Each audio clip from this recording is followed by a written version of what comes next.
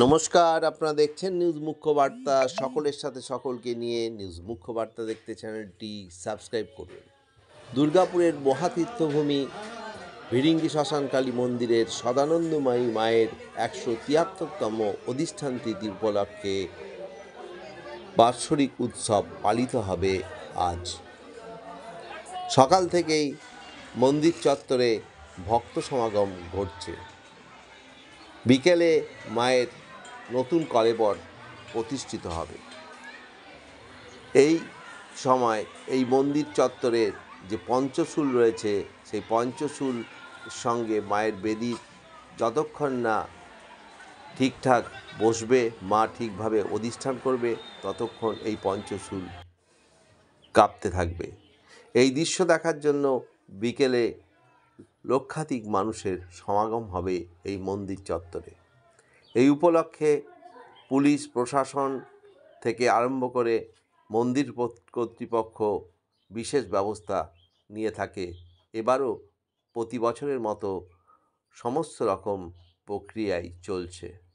রাত্রিতে অনুষ্ঠিত হবে মায়ের বিশেষ পূজা পাঠ, ভোগ রাগ চলছে সকাল থেকেই, এবং রাত্রিতে মায়ের বিশেষ ভোগ হবে।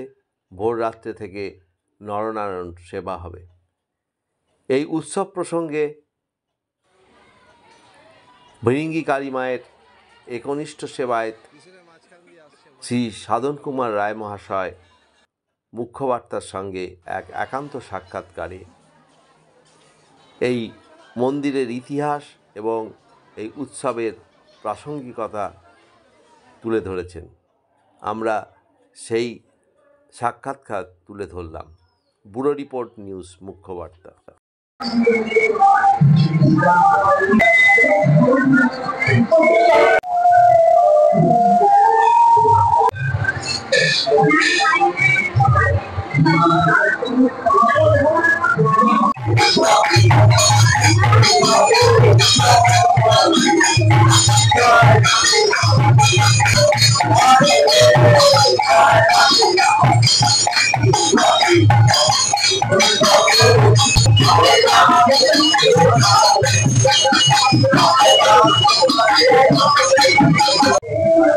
আমাদের ভিড়িঙ্গি শ্মশানকালী মন্দিরের সদানন্দময়ী মায়ের 173তম অধিষ্ঠান তিথি আগামী 30শে নভেম্বর শনিবার মহা অমানিসা অনুষ্ঠিত হবে। মায়ের যেখানে সমস্ত ভক্ত সন্তানগণ বিরাজ করছে, তারা আমার প্রণাম, আমার ভালোবাসা, স্নেহ, আশীর্বাদ তাদেরকে আমি প্রদান করছি, যেন সবাই মায়ের কৃপা পায়। মা তো কৃপাময়ী, মায়ের নাম সদানন্দময়ী। তো এই 173 বছর আগে যে মন্দির প্রতিষ্ঠা হয়েছে, আর একটা ছোট্ট ইতিহাস বলি। আমার ঠাকুরদা পিতামহ গুরুদেব শ্রী অক্ষয় কুমার রায় মহাশয়, তিনি যাচ্ছিলেন বৈদ্যনাথ ধাম, ত্রিকুট পাহাড় তপবনে যাবো। তো উনি বাড়ি থেকে বেরিয়ে গেছেন, এখন আমার বয়স বেশি নয়, 16-17 বছর বয়স। তো উনি রাস্তায় যাচ্ছেন, দূর থেকে সাধু বাবার সঙ্গে দেখা, এক নাগা সন্ন্যাসী। তো নাগা সন্ন্যাসী ওনাকে না, তুমি যাবে না, তুমি আমার সঙ্গে ফিরে এসো। এই ভিড়িঙ্গি শ্মশানে উনি ছিলেন। তারপরে গুরুদেবের আদেশে আমার ঠাকুরদা একটা তালপাতা আর আচ্ছাদনের একটা ছোট মন্দির করে, তালপাতা, তারপরে খড় হয়, তারপর টিন হয়, তারপরে পাকা হয়। এটা হতে 173 বছর লেগেছে। আমার পিতামহ এখানে গুরুদেবের আদেশে পঞ্চমন্দির আসন, শিবাভোগ, পঞ্চবটি রোপণ করেন। নাগাবাবা চলে গেছেন গঙ্গাসাগর, গঙ্গাসাগর থেকে পুরী চলে গেছিলেন, গঙ্গাসাগর পুরী চলে গেছেন, অনেকদিন পরে ফিরেছেন। ফিরে এলেন অগ্রহায়ণ মাসের আগে, কার্তিক মাসে। ওনার হাতে বৃহৎ আকারের পঞ্চশূল, পঞ্চভূতের প্রতীক। এই দেহটা আমাদের পঞ্চভূতে বিলীন হবে, এটাকে পঞ্চতত্ত্ব বলে। ক্ষিতি, অর্থের মরুদ ভোগ। এই দেহটা যখন আমাদের বশীভূত হবে, পরম ব্রহ্মে লীন হবে, তখন কিছুটা মাটিতে যাবে, কিছুটা আগুনে যাবে, কিছুটা জলে যাবে, কিছুটা বায়ুতে যাবে, কিছুটা মহাশূন্যে চলে যাবে। এটা পঞ্চতত্ত্ব বলা, পঞ্চভূত। তো পঞ্চশূল এটা পঞ্চভূতের প্রতীক। আবার অনেকে আমাকে প্রশ্ন করে পঞ্চভূত লড়ে কেন? তো মায়ের যখন মূর্তি পরিবর্তন হয়, নূতন মূর্তি আমরা মূর্তি পরিবর্তন বলি, বিষয়টা নিবেদন বলি না।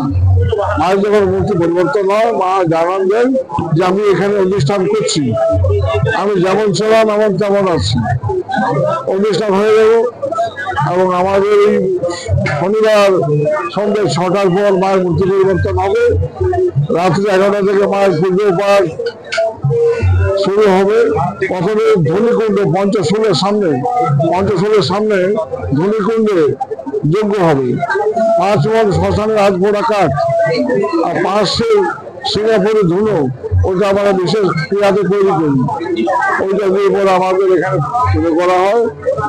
আমাদের নাগা বাবার ছিল নবরঙের ছিলেন 9টা রূপ, আর আমার পিতামহ পঞ্চরঙের নাম দিতেন। এই গাঁজা, চরস, ভাঙ, অমৃত, তামাক, গুলি, চন্ডু এগুলো ওনারা পান করতেন। তা উনি বলে গেছেন যে আমি যে নেশা করে গেলাম, আমার পরবর্তী প্রজন্ম নেশা করবে না। তো আমাদের কারোর সে আসক্তি নাই। আমরা যে নরকরুটি নরকপাল আছে, সেটা প্রত্যেক আমাবস্যাতে আমরা জাগাই। এই নরকরুটিকে আমরা রক্তচন্দন, কর্পূর, তারপরে কারণ আর ঘিয়ের আহুতি দিই, মাকে ওটা নিবেদন করা হয়, মা ওটা গ্রহণ করে। এইটা বরাবরই হয়ে আসছে। একই কথা, একই পরম্পরা, কৈলাসারীর মতো। তন্ত্রের 4টে আচার আছে: দুরাচারী, বামাচারী, চীনাচারী আর কৈলাসারী। আমাদের যিনি বামদেব ছিলেন, বাবা বামাদেব, তারা বিদেশের পুরুষ, তিনি ছিলেন কৈলাসারী। তিনি খুব সম্প্রদায়ভুক্ত ছিলেন। আমাদের রামকৃষ্ণ দেবের যে গুরুদেব ছিলেন, তারও তথাপরি গুরুদেব ছিলেন। সবই আমাদের সম্প্রদায়ভুক্ত। তো আমরা কেউ গিরি, কেউ পুরী, কেউ ভারতী, কেউ সরস্বতী।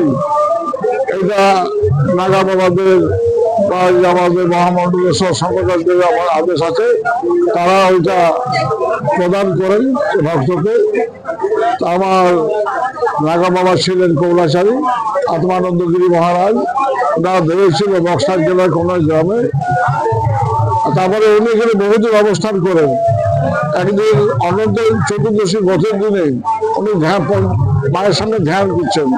আমার ঠাকুরদা বেরোচ্ছি গ্রাম গেছে, তো পুজো করে উনি খেতেন পুরি, হালুয়া,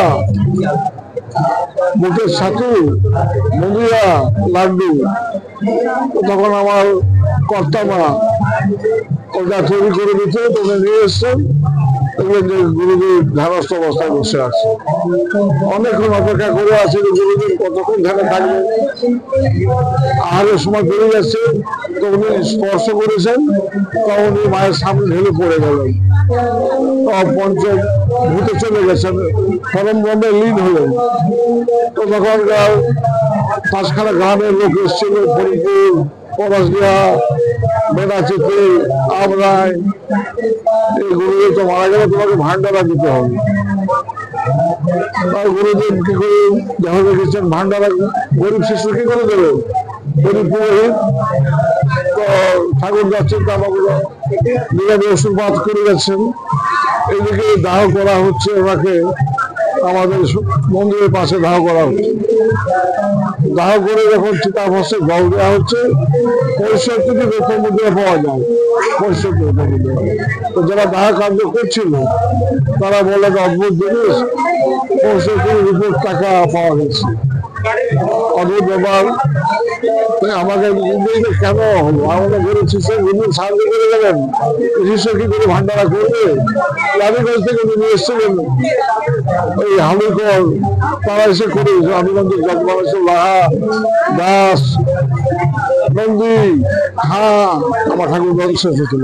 সিয়াসন ছিল, তো তারা এসে পরে ব্যবস্থা করে। আমাদের সেই মতে কথা করছি।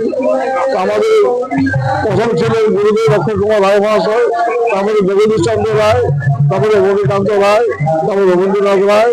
তবে বর্তমানে আমি মায়ের রক্ষণাবেক্ষণকারী একনিষ্ঠ সেবাই সাধক মহারাজ মায়ের সেবাতে লেগে আছে।